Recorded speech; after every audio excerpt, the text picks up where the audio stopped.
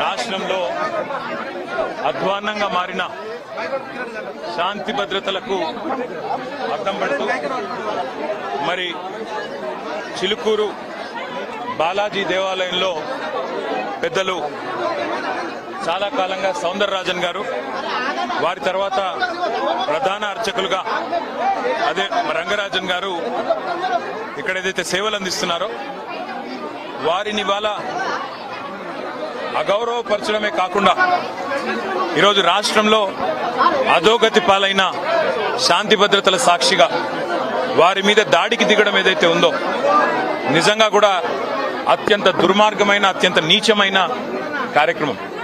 ఇది ఎవరు చేసినా, ఏ పేరిట చేసినా, ఏ ఎజెండాతో చేసినా శాంతి భద్రతల విషయంలో మాత్రం ఉక్కుపాదంతో వ్యవహరించాల్సిన బాధ్యత రాష్ట్ర ప్రభుత్వం మీదనే ఉంటుంది. ఇవాళ భగవంతుడి సేవలో నిమగ్నమయ్యే పెద్దలు రంగరాజన్ గారు, సౌందరరాజన్ గారి కుటుంబం పరిస్థితి ఈ విధంగా ఉంది అంటే మరి రాష్ట్రంలో శాంతి భద్రతలు ఎంత అధ్వానంగా ఉన్నాయో దీన్ని బట్టి చెప్పవచ్చు. ఖచ్చితంగా ఈ దాడికి పాల్పడ్డ వాళ్ళు ఏ ముసుగులో ఉన్నా, ఏ జెండా పట్టుకున్నా వారిని కఠినాతి కఠినంగా చట్టపరంగా శిక్షించాలని చెప్పి రాష్ట్ర ప్రభుత్వాన్ని డిమాండ్ చేస్తూ భవిష్యత్తులో కూడా ఇలాంటి సంఘటనలు పునరావృతం కాకుండా కఠినంగా చర్యలు తీసుకోవాలి, కఠినంగా సమీక్షించి పూర్తి స్థాయి భద్రత కూడా అవసరమైతే వారికి ఏర్పాటు చేయాలి. ఎందుకంటే చిలుకూరు బాలాజీ ఆలయం ఇవాళ లక్షలాది మంది అభిమానులు వారికి ప్రపంచవ్యాప్తంగా ఉన్నారు.